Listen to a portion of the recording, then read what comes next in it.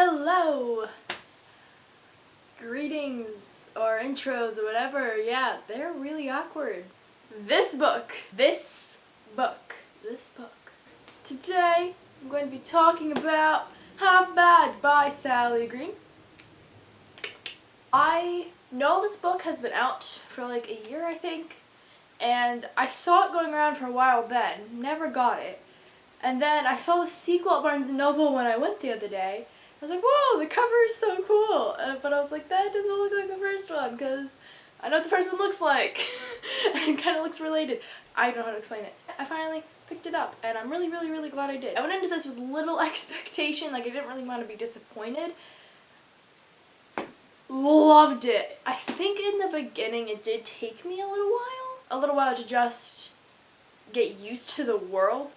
Yeah, so basically this book is about a world where witches live amongst the Fanes, aka Shadowhunter world would be Mundanes, and Harry Potter world would be Muggles.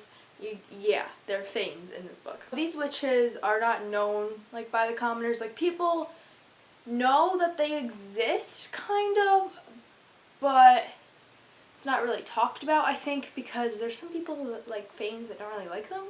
So I think they're kind of like common knowledge, but they're not really liked. You get what I'm saying? But within these witches, there are the black witches, which are bad. Like, apparently no one likes them.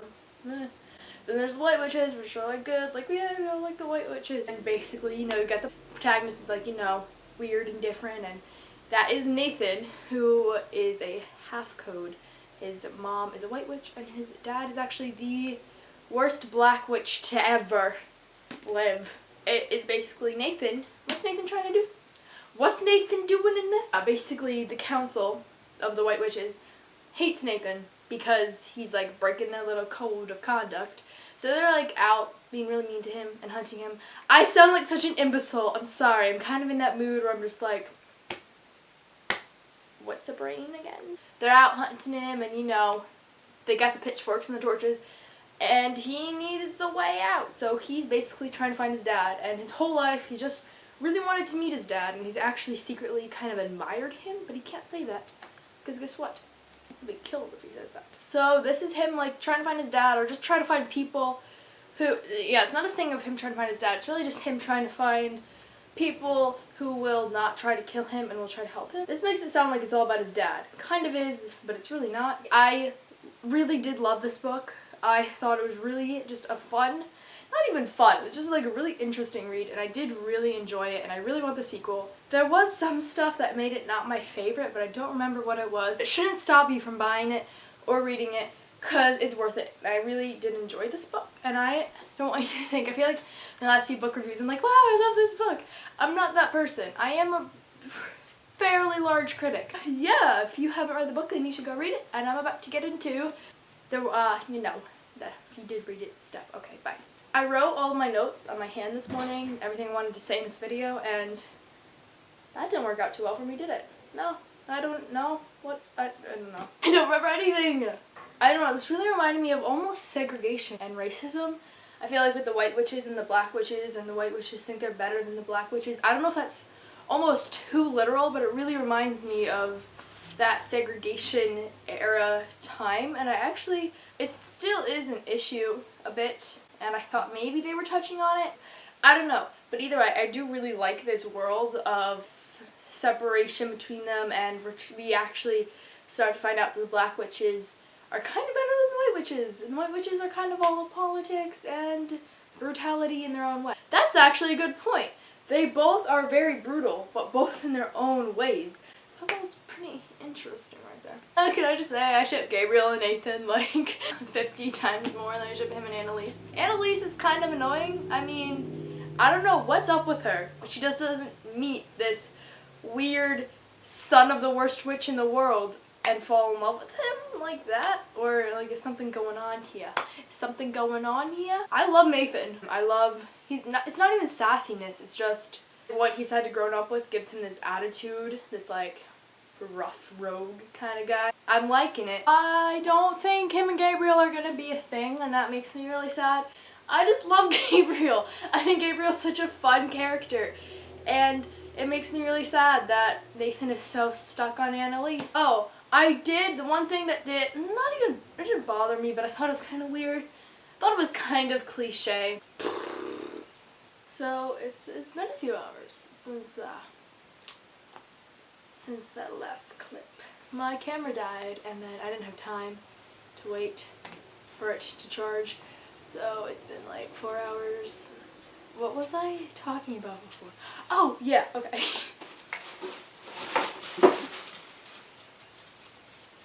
It's my dog. She's about yay big, and she just knocked over everything in the hallway. I didn't think it was not like a cliche that his dad suddenly appeared on his birthday when he needed the gifts, but kind of. He had been he had been wanting to meet his dad for so many years, and then the one day, just like the most obvious day, and it's like the one day that he needs his dad is like suddenly there. I don't know.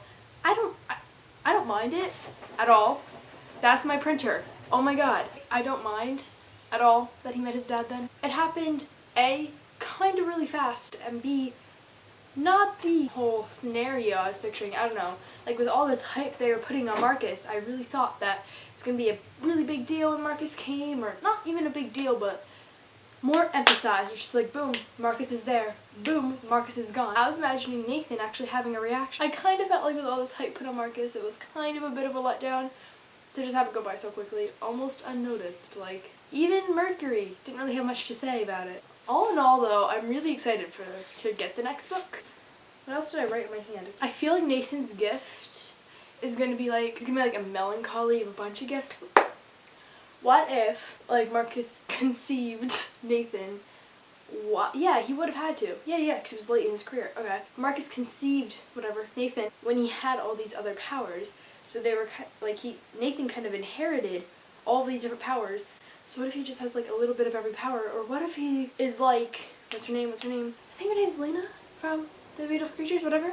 She had, like, that really big, rare, strong power. What if he has that? Like, what if he has one of those? Or what if he has, like, what if he has a bunch of those? Okay, now I'm kind of just, like, going off of nothing. But I really want to see what his power is. I don't know. This is probably, like, every book like this has that corrupt kind of government kind of ruling system. The council is honestly one that made me the most mad because they just kept changing their rules over and over again to suit themselves, and I think that really reflected on the real world, and I think that's why she did that a lot. I don't know, it made me so mad. I would not have reacted as well as he did. Like, he reacted badly, but he had a right to. I would have reacted so much worse. I don't know what I would have done, but I would have been so mad. I probably would have run off into the woods and, like, lived in the mountains with the goats. Something else I actually really liked was that not only did this take place in England, which I don't read a lot of books like that. I mean, all the TV shows I watched take place in England. It wasn't that. It was that because the author grew up there, I think, too, and the author lives there, the British slang was just so casually there. Like, just little things. It was just like all this regular British slang was just so casually put in there, which I really liked. Just never read a book like that. I use a lot of British slang, and people in my school don't really appreciate that. They just think I'm weird. So I liked that this book had it, and they had it just like so casually in sentences and stuff. That made me so happy. I don't know why. I remember being really confused in the beginning when he was in a cage. No, I remember when he was in the cage, and then, we knew that, and then it went to, like, him growing up or whatever.